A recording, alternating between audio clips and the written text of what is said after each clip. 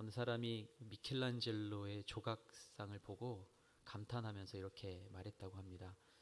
보잘것없는 돌로 어떻게 이런 훌륭한 작품을 만들어낼 수 있습니까? 라고 물었다고 합니다. 그러자 미켈란젤로가 이렇게 대답했습니다. 그 형상은 처음부터 그 화강암 속에 있었습니다. 나는 단지 불필요한 부분들만 깎아냈을 뿐입니다. 라고 말했다고 합니다. 사람은 누구나 엄청난 잠재력을 가지고 있습니다. 그 잠재력이라는 것이 우리가 생각하는 어떤 사회적 역량, 능력, 재력을 말하는 것이 아니고 우리는 하나님의 형상으로 지음받았기 때문에 우리 안에는 하나님의 형상으로 지음받은 거인이 잠들어 있다라는 것이죠. 바꿔 말하면 우리 안에는 다 아름다운 조각상이 들어있다라는 것입니다. 그것을 깨워야 된다라는 거죠. 그리고 꺼내야 된다라는 말입니다. 하나님의 형상으로 지음받았고 또 주님의 도우심 안에서 저와 여러분 안에 잠든 거인이 깨어날 수 있게 되길 축복합니다. 오늘 말씀을 나눌 때 여러분 안에 있는 거인이 깨어나기를 축복합니다. 그리고 하나님의 형상으로 지음받은 우리의 모습이, 하나님의 자녀된 모습이 다시 한번 확인되어지는 시간이 되기를 축복합니다. 오늘 말씀의 배경은 북왕국 이스라엘 아합이 왕으로 있을 때가 배경입니다. 우리가 읽은 본문 17장과 앞장 16장 말씀을 보면 여러분도 아시다시피 이 아합의 왕, 아합이라는 왕은 아세라 목상을 만들고 하나님의 진노를 자아냈던 그런 왕이었습니다. 우상을 숭배했고 백성들을 괴롭히고 그리고 또 마아방뿐만 아니라 또 이세벨과 함께 아주 하나님께서 기뻐하시지 않는 가증스러운 모습의 그런 나라를 다스리는 그런 왕이었죠. 하나님께서 그런 상황 가운데 엘리야를 통해서 아합에게 말씀하시는 겁니다.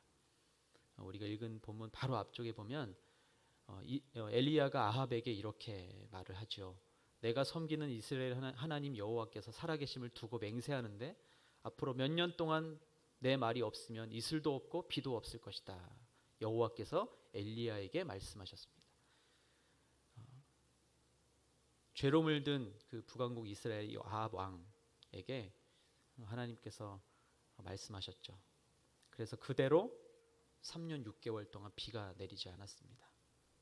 그리고 여호와께서는 엘리야에게 여기를 떠나서 요단강 앞 그리 시냇가에 숨어 지내라.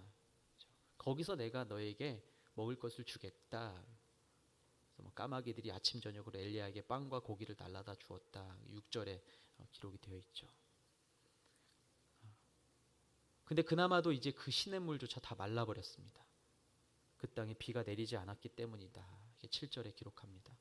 산천이 다 말라붙고 짐승들이 죽어가고 사람도 더 이상 살 수 없는 지경에 이르렀습니다. 지독한 기근 속에서 기적을 바랄 수밖에 없는 그런 상황. 이제 이 엘리야 선지자도 하나님의 말씀을, 여호와의 말씀을 선포하고 하나님께서 인도하시는 대로 가고 살아가는 이 엘리야에게도 이제 목숨을 부지해야 되는 그런 상황, 이제 먹을 것도 없고 마실 물도 없는 그런 상황 처해졌습니다. 그런 상황에 여호와께서 이 엘리야에게 말씀하셨죠. 너는 일어나 시돈의 사르밧으로 가서 지내라. 하나님 또 알려주시는 거예요. 저기 가라. 내가 그곳에 있는 한 과부에게 내게 먹을 것을 주라고 명령해 두었다. 엘리야가 이제 사르밧으로 갑니다. 거기서 이제 기적의 주인공을 만나게 됩니다. 누구죠? 사르밧 과부입니다. 어떻게 보면 이 이야기 여러분 잘 알고 계시기도 하고 또 그냥 언뜻 보면 하나님이 도우셔서 그냥 기적처럼 그 오병이어의 그냥 기적처럼 밀가루와 병의 기름 조금을 가지고 하나님께서 먹이시고 그런 그냥 사건으로 그냥 볼 수도 있을 것 같습니다. 근데 가만히 말씀을 살펴보면 사실 이 사르밧 과부에게도 이 상황은 결코 녹록치 않은, 결코 순전하게 이 명령에 순종하고 쉽지 않은 그런 상황이었습니다. 엘리야가 그녀를 만나서 말합니다. 빵을 좀 주시오. 처음에는 목을 축이게 그릇에 물 좀 떠다 두시오. 물 가지러 가려고 하니까 또 불러가지고 빵도 좀 주시오.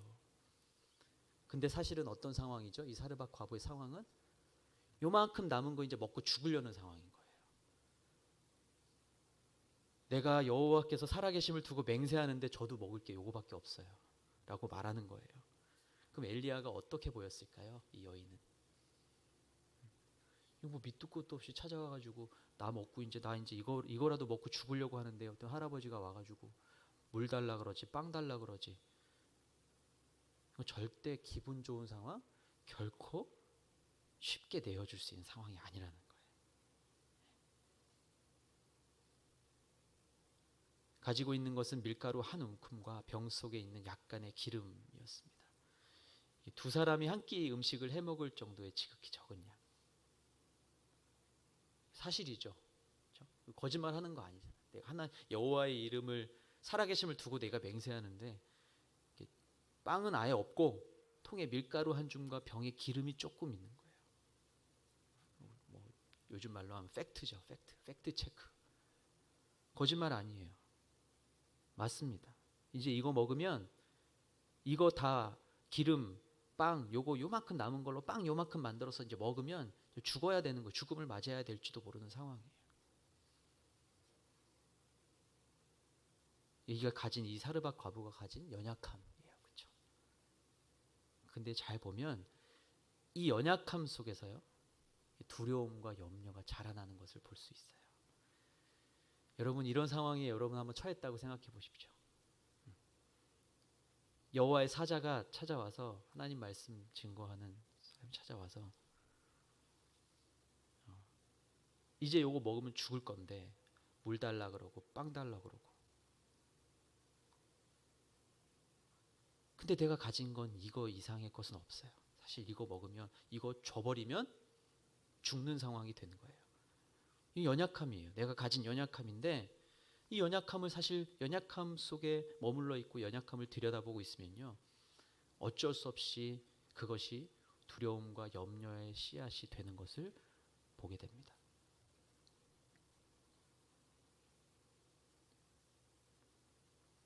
그런데 그것이요 기적의 소재가 되었어요.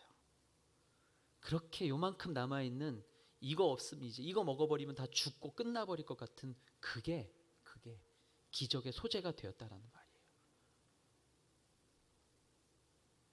13절 말씀을 같이 한번 읽어보겠습니다. 13절 말씀 시작. 엘리야가 그에게 말했습니다. 두려워하지 마시오. 가서 당신이 말한 대로 하되 먼저 그것으로 나를 위해 조그마한 빵 한 개를 구워주시오. 그러고 나서 당신과 당신 아들을 위해 먹을 것을 만드시오. 여러분 이게 사실 말이 안 되는 거죠. 진짜 아들이랑 이제 조금 나눠 먹으면 죽어야 되는 그만큼밖에 없는데 먼저 그것으로 나를 위해 빵을 만들어서 한 개를 구워주고 당신과 당신 아들을 위해 먹으시오. 말이 안 되는 말이에요. 100원짜리 주면서 라면 2개 사고 남는 거 50원 갖고 오라고 하는 거랑 똑같은 거예요. 야 100원 줄 테니까 가서 뭐 라면 2개 사고 50원 남지? 그거 갖고 와. 말이 안 되는 상황인 거예요. 아무리 읽어봐도 이게 무슨 말이지? 밀가루 한 줌과 병에 기름이 조금 있는데 가서 당신이 말한 대로 하되 이게 말이 문장이 안 맞는 거예요. 하되 먼저 그걸 구워서 당신 주면 나는 죽으란 말이냐? 그렇게 해석될 수밖에 없는 상황이에요. 근데 이게 너무나도 재밌습니다. 하나님은 그걸 요구하세요. 때로는 정말 갈 길 몰라서 방황하고 도대체 살 길이 안 보이는데 그거 아니면 나 죽는데 하나님 그거 요구하시는 거예요. 하나님 너무하시지. 하나님 정말 너무 이 해도 너무하시지. 여러분 이런 마음 드실 때가 있으시죠? 내가 A부터 B까지 C까지 D까지 기도했는데 하나님은 나머지 Z까지 갖고 오라고 얘기하시는 거예요. 아니 A부터 B, C, D를 주셔야 내가 나머지를 할 텐데 그 뒤에 있는 거 다 일단 나한테 다 갖고 와 라고 말씀하시는 거예요. 그리고 그 뒤에 일은 보이지가 않아요. 그게 문제인 거예요. 하나님이 그걸 요구하시는 거예요. 되게 아주 좋은 말로 우리는 순종이라고 말하잖아요. 여러분 이런 순종이 가능한가요? 우리는 말씀으로 이 이야기를 보고 있지만요. 아마 이 사르반 여인은요. 아마 억장이 무너지고 환장할 일이었을지도 몰라요. 근데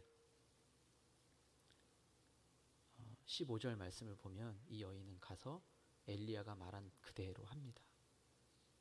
그대로 합니다. 가서 엘리야가 말한 대로 했습니다. 이 한 문장이요. 좀 자세히 기록이 됐었으면 좋을 텐데 저는 이거밖에 안 보여요. 과부는 가서 엘리야가 말한 대로 했습니다.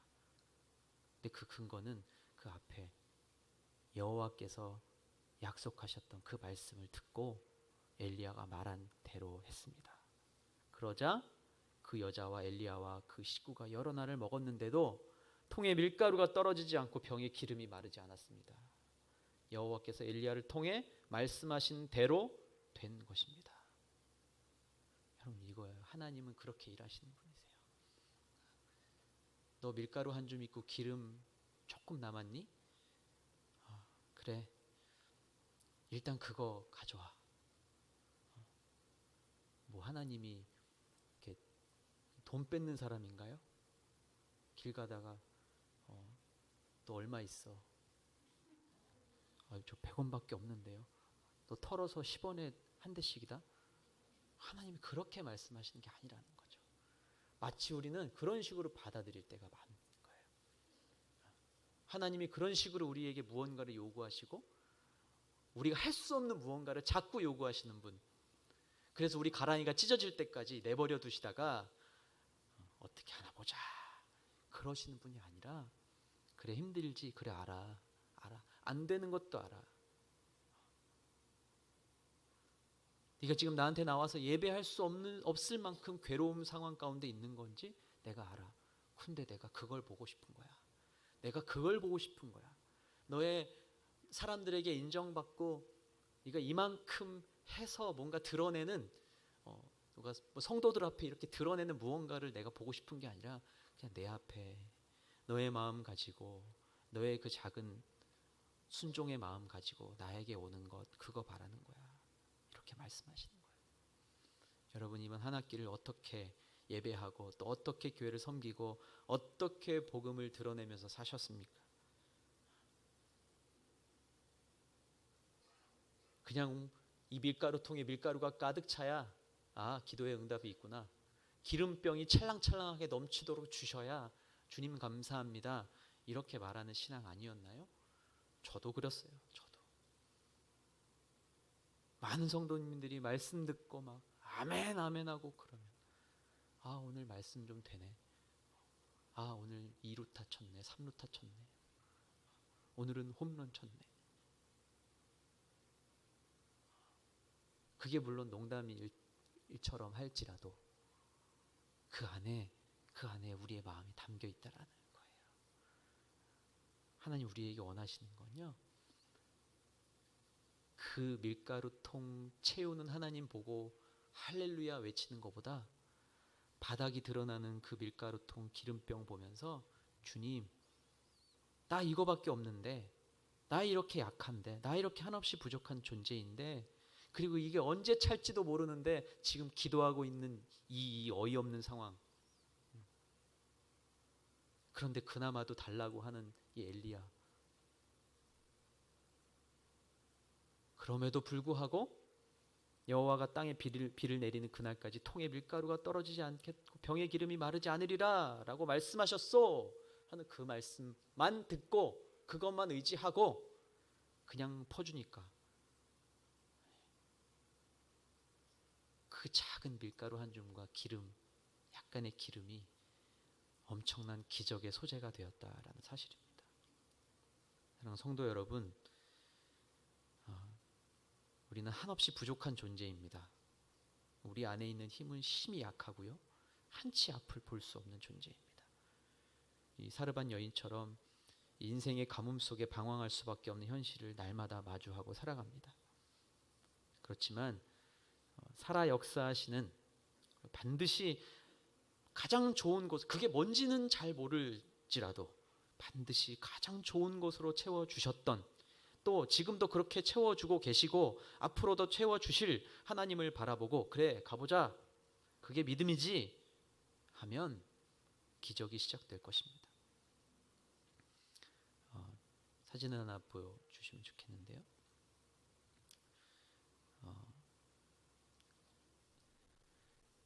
우리의 계획입니다. 우리는 이렇게 계획 세워놓고 이렇게 가요. 저기 꽂아놓는 깃발도 잘 보여야 되고, 더 잘 보이게 더 큰 깃발 꼽아놓고, 깃발이 안 보여 그러면은 저기 있는 사람한테 부탁해서, 안 보이니까 더 큰 깃발 꽂아달라고 여기서 막 외치는 거예요. 소리 지는 거예요. 그리고 잠깐 나 거기 가야 되니까 비켜, 잠깐 비켜, 돌멩이도 치워줘, 야 비켜, 따르릉 하면서 갑니다. 그래서 그 깃발이 어느 순간 바람에 꺾여서 넘어가 있거나, 아니면 앞에 안개가 껴서 깃발이 보이지 않으면 그 계획이 마치 끝난 것처럼 좌절하고 또 다른 깃발을 꽂으러 헤매이는 우리의 인생이라는 거죠. 우리의 계획은 그렇습니다. 그런데 하나님의 우주적인 계획은 이렇게 돼 있어요. 다음 그림 한번 보여주시죠. 가다 보면 돌밭도 만나는 거예요. 그렇죠? 어떻게 해서 낑낑낑 올라갔더니 작은 깃발이 하나 있네요. 근데 그거 뽑으면 다 끝나는 줄 알았는데 또 외나무 다리 같은 길을 건너가야 하는 거예요. 건너갔더니 깃발이 또 하나 나와요. 다 끝난 것 같아요. 근데 아니에요. 또 물이 나타나요. 어떻게 배를 구해가지고 겨우겨우 노져서 물을 건너가요. 근데 어떻게 해요? 배를 댈 데도 없이 절벽을 만나는 거예요. 그리고 또 그 줄을 타고 올라가요. 와, 겨우겨우 여기까지 왔네요. 깃발 하나 뽑아요. 근데 아니네요. 진짜 깃발은 저기 더 멀리 보이는데 어떡하죠? 또 비가 내리고 가시밭길이 막 또 나타나는 거예요. 근데 저 뒤에 햇빛이 비치고 있죠. 저기까지 가야 되는 거예요. 저기 가야 진짜 마지막 깃발 뽑고 저 빛까지 가야 진짜 이제 하나님의 계획을 우리가 보게 될 것인데, 우리는 요 너머에 뭐가 있는지 안 보이는 거예요. 이 뒤에 자갈밭이 있는지, 저 위에 다리가 무슨 어떻게 생긴 게 있는지, 또 넘어가면 봉우리 하나 넘어가면 물이 나타날지 뭐가 나타날지 모르는 거예요. 또 겨우겨우 절벽을 타고 올라갔더니 저 앞에 시커먼 먹구름이 있고 비가 내리고 있고 더 깊은 골짜기가 가로막고 가시밭길이 보여요. 그런데 저 빛으로 가기 위해서는 또 그 길을 가야 된다라는 거예요. 볼 수도 없고 알 수도 없는 미래를 내 자신이 디자인해 보려고 안간힘 쓰고 또 미리 확인해 보려고 그렇게 교만함을 가지고 있을 때 오히려 우리 자신은 하나님으로부터 멀어지게 된다라는 거예요. 그리고 때로는 위험에 빠지기도 한다라는 사실입니다. 우리가 있는 모습 그대로, 연약하면 연약한 대로, 없으면 없는 대로, 그러나 예수 그리스도의 십자가의 은혜 앞에 담대히 나설 때 능력 주시는 분 안에서 큰 역사를 이루어갈 줄 믿습니다. 여러분, 집을 나서다가 오늘 중요한 약속이 있어서 미장원 가서 막 머리하고 막 그룹부도 말고 막 이렇게. 그룹부 맞죠? 그룹부 아닌가요? 전문 용어인가? 그룹부. 자, 그렇게 하고 막 이렇게 하고 막 제일 좋은 옷을 입고, 오늘 너무 중요한 행사니까 잘 되게 해달라고 기도도 하고 탁 나섰어요. 근데 머리에 가는데 새똥이 떨어진 거예요. 한번 상상해 보세요, 여러분. 이게 얼마 주고 한 머리인데 이 새똥이 여기 팍 떨어졌어요. 그럼 여러분 어떻게 하시겠어요? 이게 비싸게 주고 내가 세팅하고 이게 나왔는데 이게 얼마짜리인데. 아까우니까 일단 갔다가 나중에 머리 감자 그러세요? 그렇게 안 하시죠? 들인 돈 아까우니까 아이고 근데 집에 갔는데 또 따뜻한 물도 안 나와. 추워. 따뜻한 물 안 나온다고 여러분 내일 아침까지 기다리실 건가요?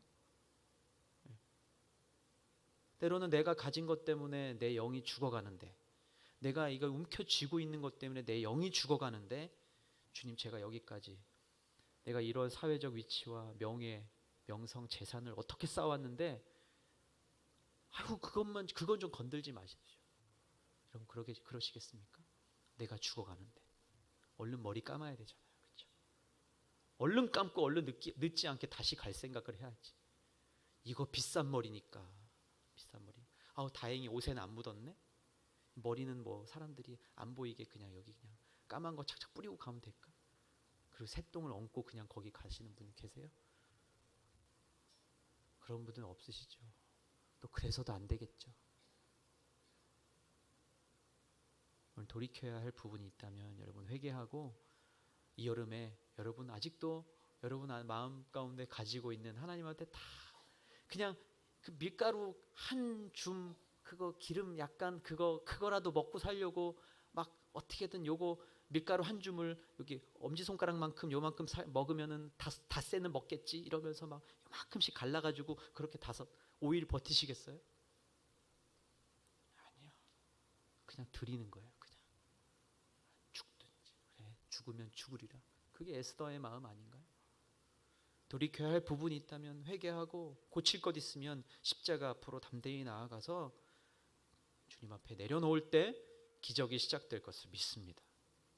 여러분 예배에 마음껏 나올 수 없는 형편이어서 주춤하시나요? 하나님을 향한 열심을 내면 내 일상이 무너질까봐 손해날까봐 두려워서 요만큼 남겨두고 잠잠히 계십니까?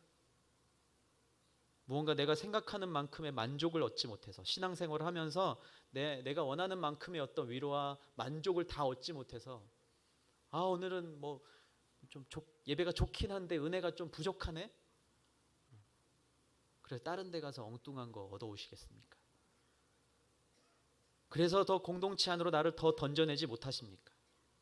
혹시 아니면 나는 아직 점점점 나는 평신도니까 점점점 나는 교회 나온 지 1년도 채 안 됐으니까 점점점 나는 집사도 아니고 권사도 아니고 장로도 아니니까 점점점.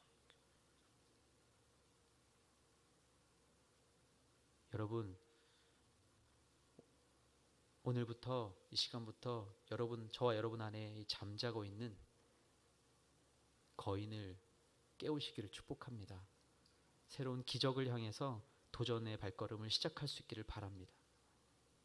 한 학기 동안 여러 가지 모양으로 하나님 앞에 올려드리고 또 함께 그 역사를 함께 써주신 여러분 모두를 축복합니다. 앞으로도 멈추지 말고 새롭게 있게 될 여러 가지 모양의 또 아웃리치도 나가시고요. 여러분만의 이 복음 증거의 사역을 감당할 수 있기를 바랍니다. 작은 기적을 함께 써내려가 주십시오. 마음은 원이지만 함께 하지 못하시는 분들 계시죠? 근데 여러분께서 하나님 앞에 서서 여러분이 맛보는 여러분들의 기적, 여러분만의 아웃리치 하실 수 있기를 바랍니다. 그래서 새롭게 맞이하는 2학기에는 더 아름답게 간증하고 시작할 수 있기를 기대하고 소망합니다. 여러분 하나님이 원하시는 멋진 인생 꿈꾸십니까? 멋진 조각상을 위해서 여러분 조금씩 불필요한 부분을 깎아내고 비워내고 속상한 마음이 있다면 하나님께 기도하고 그 마음의 출발이 어디인지 점검하시고 여러분에게 맡겨진 사명 또 여러분이 교회 공동체 안에서 여러분에게 주어진 직분에 맞게 또 여러분의 자리에 합당하게 그렇게 주님 앞에 쓰이기를 축복합니다. 바닥이 드러나서 죽게 된 것 같은 그 인생의 밀가루와 기름이 기적의 소재가 되어서 쓰임받는 놀라운 역사를 경험하는 저와 여러분들 다 되기를 예수님의 이름으로 축원합니다. 기도하겠습니다. 같이 기도할 때 먼저 감사기도 하나님께 드렸으면 좋겠습니다. 연약한 우리를 들어서 영광의 도구로 사용해 주셔서 감사합니다. 독생자 예수님을 아낌없이 내어주실 만큼 사랑해 주셔서 감사합니다. 이번 한 학기 동안 예배 가운데 한량없는 은혜 베풀어 주셔서 감사합니다. 나의 작은 신음에도 응답해 주셔서 감사합니다. 상처나고 아프고 화나고 아무도 알아주지 않는 것 같은 그런 속상한 마음도, 그 모든 것도 하나님이 다 기다려주시고 그러한 나를 통해서도 일하여 주셔서 감사합니다. 모든 것이 하나님의 은혜이고 감사임을 고백하며 이 시간에 하나님 앞에 감사기도 드리며 나아가겠습니다. 함께 기도하겠습니다. 거룩하신